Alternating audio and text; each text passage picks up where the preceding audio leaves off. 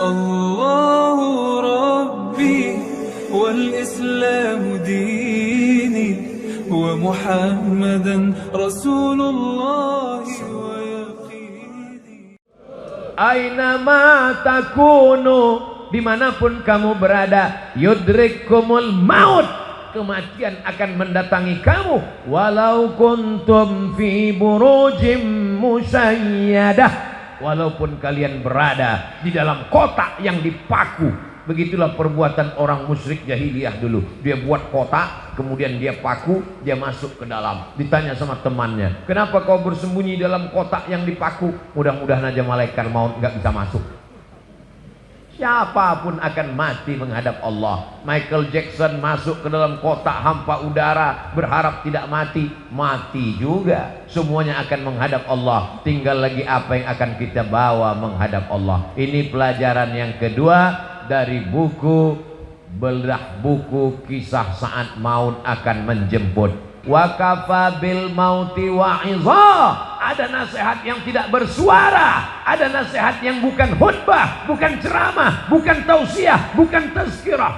Dia diam 1000 bahasa. Nasihat itu bernama mati. Siapa yang menasihati Ustaz Abdul Somad? Enggak ada. Enggak ada orang menasihati saya sampai sekarang. Saya datang ke Kiai, Kiai tolong nasihati saya.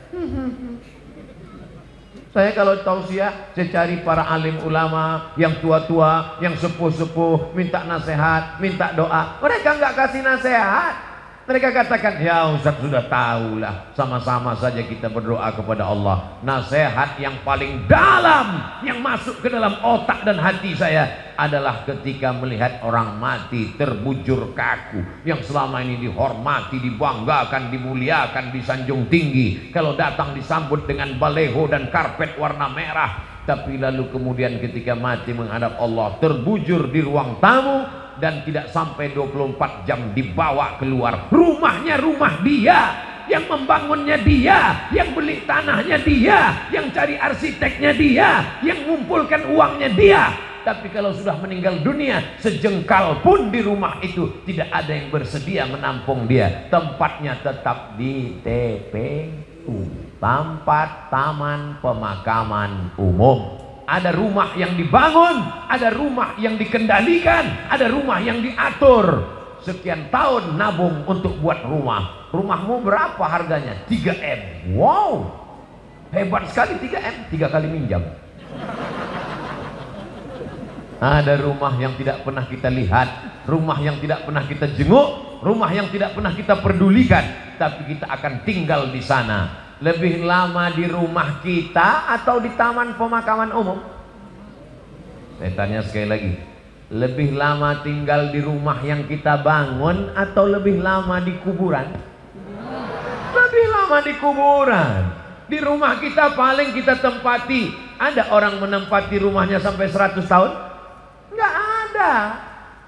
Paling kita tempati rumah kita itu paling lama 50 tahun. Itu pun kalau umur kita 75 tahun. Umur 25 bangun rumah atau mewarisi rumah bapaknya. Kita cerita bukan rumah bapak kita, bukan rumah kakek kita, rumah kita. Kita tempati cuma 50 tahun. Setelah itu kita masuk liang lahat. Yang meninggal tahun 1945 saat ditembak oleh Belanda, sampai sekarang berarti dia sudah dikubur berapa tahun? Maka sampai masanya nanti hari kiamat, ada yang di liang lahat sampai 100 tahun, ada yang sampai 1000 tahun lamanya. Apa yang sudah kau persiapkan? Amal jariah. Yatsba'ul mayyita salatun, yang mengiringi mayat sampai ke liang lahat ada 3. Ahluhu, istrinya ikut mengiring, anaknya datang, jamaah semua datang, tapi cuman sampai ke pintu liang lahat. Setelah itu mereka masukkan ke dalam. Setelah itu mereka kemudian naik ke atas. Mereka ambil pacul, cangkol dan skop. Mereka katakan mari kita timbun, kita injak biar padat.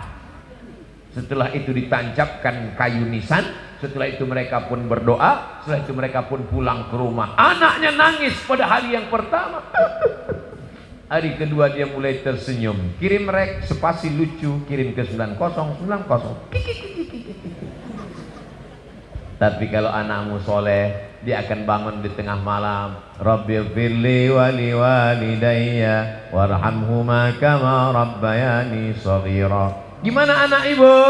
Ingat dengan suami ibu, ingat dengan ayahnya. Alhamdulillah Pak Ustaz. Malam-malam saya bangun jam 2, saya dengar di samping kamar ada baca Yasin.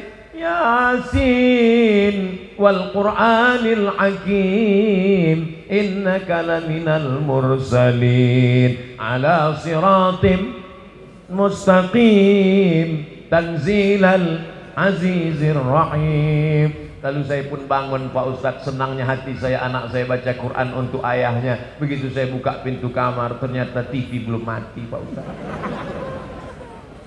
Mudah-mudahan anak kita termasuk yang tetap kirim Yasin untuk kita tiap malam.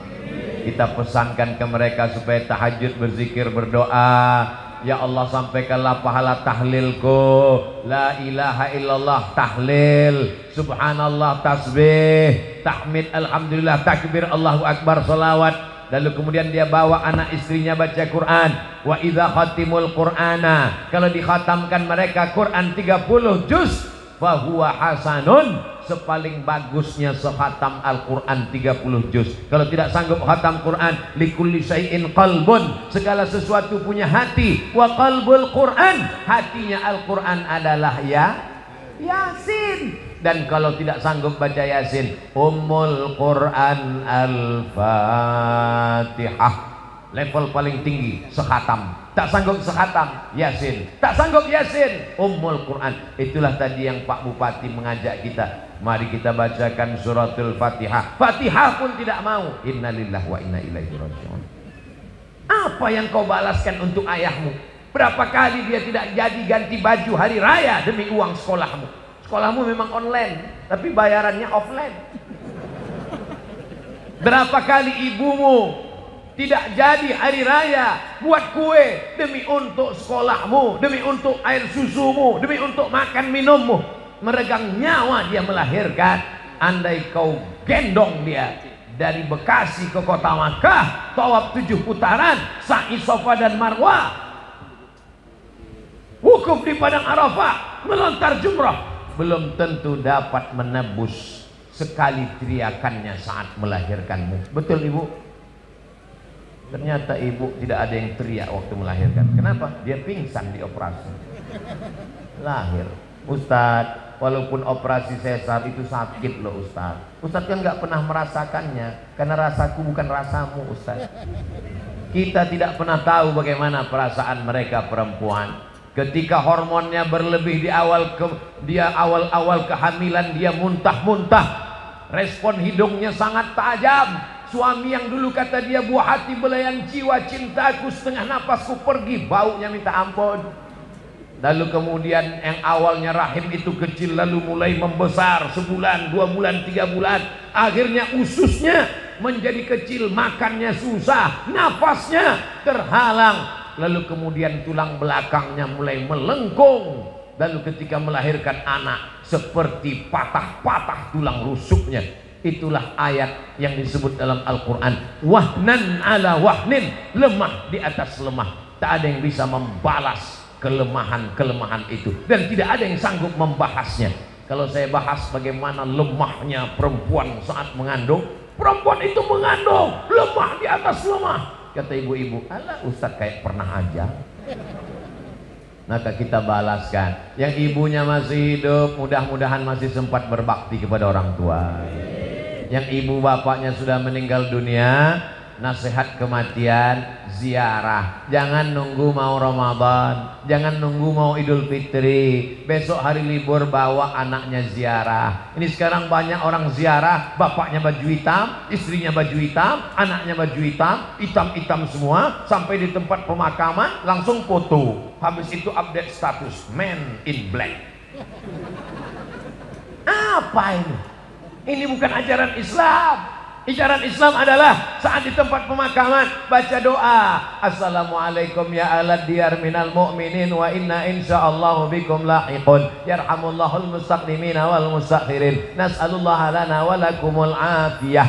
Oh, bacaannya panjang Pak Ustaz. Ya, Tapi kami bacaannya pendek. Apa bacaannya? Assalamualaikum ya ahlal kubur. Itu namanya doa minimalis. Apalah salahnya cetakkan doa ziarah kubur? Tanya nanti panitia berapa ongkosnya buat baliho besar seperti ini, buat doa ziarah kubur, tempel besar-besar di dekat pemakaman TPU. Assalamualaikum ya ala diyar minal mu'minin wa inna insyaallah bikum lahiqun yarhamullahul mustaqdimin wal mustakhirin nas'alullah lana wa lakumul afiyah. Coblos nomor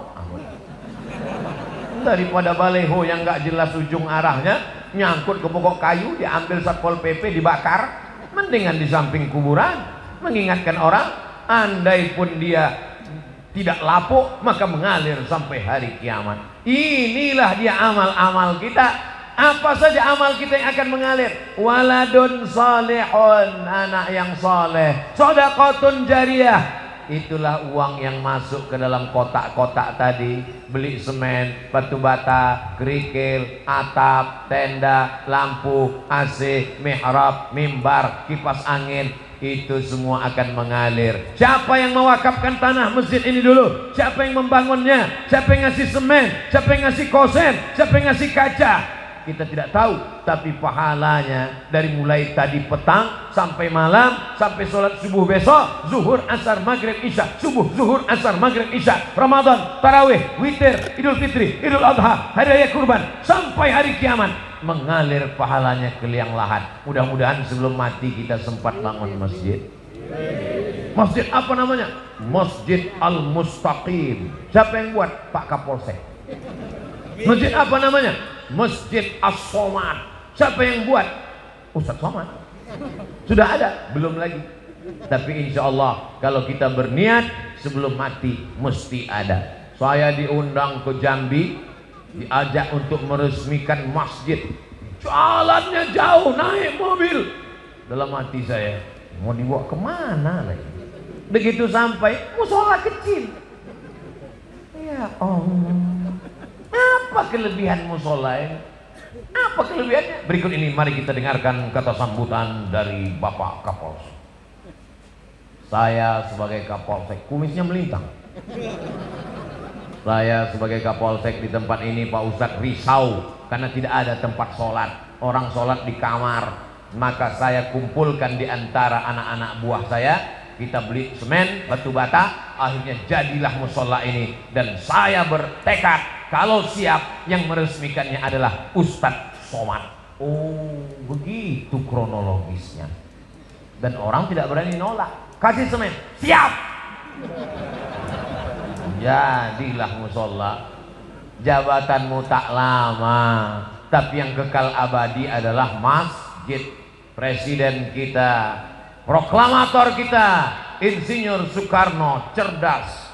Di saat Indonesia tidak semakmur sekarang, uangnya tidak banyak, baru saja diserang oleh Belanda dan Jepang, dia sempat berpikir untuk membangun masjid terbesar di Asia Tenggara. Itulah dia Masjid Istiqlal. Sampai Presiden Amerika pun masuk ke dalam. Semua orang-orang yang masuk ke dalam Masjid Istiqlal itu kalau masuk berdecak kagum seperti melihat kucing. Wow, amazing, kata dia. Apa amazingnya? Tiangnya banyak sekali. Luar biasa. Sampai sekarang mengalir pahalanya sampai hari kiamat. Berganti lagi zaman. Akhirnya setiap kabupaten, setiap kota di Indonesia ada masjid, punya ciri khas, punya ciri khas. Apa dia? Bangunannya tidak pakai kubah, tapi pakai atap seperti masjid kerajaan Islam Demak, bangunan Wali Songo. Dan itulah dia sampai sekarang disebut dengan Masjid Muslim Pancasila. Sampai hari kiamat akan mengalir pahalanya. Maka kita pun berpikir, jangan mati sebelum bangun masjid. Saya nggak bisa bangun masjid Pak Ustadz, bangun musola nggak apa-apa. Surau Pak Ustadz, oke. Langgar Pak Ustadz, nggak apa-apa. Orang Jawa dilanggar nggak mati, karena dia berzikir di dalam langgar, dalam surau. Hanya saja surau, langgar dan musola tetap di dalamnya usolli sunnatan tahiyatal masjid, karena di sana ada sholat 5 waktu, subuh, zuhur, asar, maghrib, isya. Bedanya cuma nggak ada sholat Jumat. Di masjid kita ini ada, ini surau apa langgar apa musola? Ini masjid. Dari mana Ustaz tahu masjid? Ada mimbarnya, ada sholat Jumat. Di tempat kami ada mimbar Pak Ustaz, tapi nggak ada sholat Jumatnya. Berarti itu mimbar dangdut. Mimbar tempat khotib naik ke atas menyampaikan khutbah. Usikum wa nafsi bitaqwallah. Aku pesankan kepada kamu, takutlah kepada Allah. Laki-laki yang gagah perkasa, sehat, tidak musafir, tidak sakit, maka dia mesti mendengar wasiat takwa yang disampaikan dari mimbar. Kenapa tabligh akbar kita tidak dibuat di dalam masjid? Barulah sadar, karena kalau dibuat dalam masjid tidak muat. Ini masjid nampaknya kekurangan, bukan kekurangan jamaah. Banyak sekarang masjid kekurangan jamaah, tapi di Bekasi masjid kekurangan tempat. Insya Allah panjang umur sehat badan, masjid ini semakin besar insya Allah. Amin. Kalau mau tahu berhasilnya tabligh akbar malam ini, lihat subuh besok. Kalau subuh besok sopnya bertambah, berhasil. Tapi kalau cuman pemain inti yang azan tetap itu, as-salatu khairum minan naum, hancurlah kita. Tapi begitu besok as-salatu khairum minan naumnya luar biasa. As-salatu khairum minan naum. Semua anak-anak datang dia ke masjid semua. Alhamdulillah Pak Ustadz, sejak Ustadz Somad tausiah kemarin, anak saya rajin sholat duha Pak Ustadz. Cuman ada yang mengganggu pikiran saya. Kenapa Bu? Doanya pakai kunut. Itu namanya subuh kesiangan Bu. Pas ditanya sama ibunya, kenapa kamu sholat subuhnya jam 8? Masih syukur aku sholat subuh, kawanku gak sholat sama sekali. Ini logika terbalik, otaknya sungsang. Kalau mau lihat dunia boleh lihat ke bawah, tapi kalau untuk akhirat, lihatlah orang yang istiqomah ke masjid subuh, zuhur, asar, maghrib, isya, masjid ke masjid. Lihat tuh anak muda ke masjid terus, tertulis di bajunya biker subuhan. Zuhur hilang. Sedangkan subuh yang berat lawan ngantuk aja dia datang. Sedangkan subuh yang matanya lelap, tidur pulas, mengigau, tetap dia lawan datang ke masjid. Apalagi zuhur, asar yang melek. Sedangkan zuhur, subuh saja siap dia jadi imam, padahal suaranya jelas. Bismillahirrahmanirrahim. Alhamdulillahi rabbil alamin. Apalagi kalau cuman nggak bersuara. Allahu Akbar. Memang berawal kalau mau jadi imam, imam zuhur dan imam asar. Anak-anak muda. Nanti kalau ditanya, datang anak gadis, anak-anak cewek bilang, bang, aku siap jadi, aku ingin mencari imam, aku siap, tapi zuhur dan asar ya. Maka kalian pun mesti pintar-pintar. Kalau mau tulis update status besok, aku mau cari imam maghrib, subuh dan isya. Yang zuhur ngantri dulu. Berawal dari keterpaksaan, berubah menjadi kebutuhan, akhirnya kebiasaan. Allah bisa karena biasa. Tadi tausiah saya mulai jam 9 kurang 10, sekarang jam 10 kurang 10. 60 menit kita bersama, sesuai tertulis di botol minuman santri. Oh, botolnya kecil, 330, berarti udah lewat, mestinya setengah jam tadi. Tapi orang Bekasi ini cerdas. Dia buat sesuatu yang berkesan. Dia kasih susu. Masya Allah, tabarakallah. Ustadz nggak boleh minum air manis karena suaranya menggelegar, tenggorokannya panas. Dikasih air manis yang panas, suaranya hilang, pita lehernya rusak. Nanti umurnya sekian ceramahnya apa kabar? Serba salah. Nanti dikasih air putih, katanya panitianya nggak respon. Dikasih air susu, air teh, katanya wah susah sekali Ustaz Abdul Somad ini. Enggak, Ustaz Somad tidak pernah mempersulit, mempersusah orang. Kalau bisa dipermudah, kenapa dipersulit? Yassiru, mudahkan urusan orang. Ngundang Ustaz Abdul Somad nggak perlu pakai proposal, Undang Ustaz Abdul Somad katanya sulit, mesti kirim DP, mesti pakai pesawat kelas eksekutif, mesti dijemput dengan private jet, mesti dijemput. Hoax, bohong, penipu. Ustaz berapa kali datang ke Jakarta dalam setahun? Jabodetabek, Jakarta, Depok, Bogor, Bekasi. Setahun datang 3 kali. Berarti 4 bulan sekali. Selama 4 bulan datang 3 hari. Tausiahnya 1 hari 3 kali. Jumat, Sabtu, Ahad. Jumat 3 kali. Pagi, siang, malam. Sabtu 3 kali. Pagi, siang, malam. Ahad 2 kali. Pagi, siang, besok pulang. 3 kali, seperti makan obat. Bapak Ibu yang dimuliakan Allah Subhanahu wa taala, kebersamaan kita malam ini di halaman masjid mudah-mudahan membawa kita istiqomah, anak-anak kita menjadi anak para penghafal Quran. Apa yang disampaikan Ustaz Abdul Somad waktu di Bekasi, silaturahim. Yang kedua, ingat mati. Yang ketiga, bagaimana menyelesaikan masalah di negeri kita ini. Ingat ketika negara Palestina dijajah, ketika itu seorang ulama besar bernama Imam Abu Hamid Al-Ghazali meninggal tahun 1111. Mudah ingatnya, 1111. Banyak orang mengkritik Imam Ghazali, kenapa dia tidak ikut berperang melawan tentara yang menjajah Palestina. Imam Al-Ghazali menulis kitab Ihya Ulumuddin. Palestina dibebaskan oleh Salahuddin Al-Ayyubi. Salahuddin, orang barat susah menyebut Salahuddin, menyebutnya Sultan Saladin. Salahuddin Al-Ayyubi. Kapan Salahuddin Al-Ayyubi lahir? 1138. Ingat itu. Ternyata doa dari seorang ulama yang mustajab wali Allah melahirkan seorang pemimpin yang luar biasa. Urus saja salatmu, urus zikirmu, urus makanan halalmu, anak-anakmu ini akan menjadikan negeri ini baldatun thayyibatun wa rabbun ghafur. Kalau engkau sibuk komen dengan medsos, kau akan kalah dengan buzzer, karena mereka punya akun banyak luar biasa. Jadi kami nanti kalau Ustaz Somad dicaci maki gimana? Kalau kau sanggup balas, berikan klarifikasi. Kalau kau tak sanggup balas, doakan kepada Allah. Allahumma hdi qaumi fa innahum la ya'lamun. Tapi kami nggak tahan Pak Ustaz, emosi kami Pak Ustaz. Kalau nggak tahan, nggak usah main handphone. Daripada jantung koroner nggak mati, cuma setengah mati.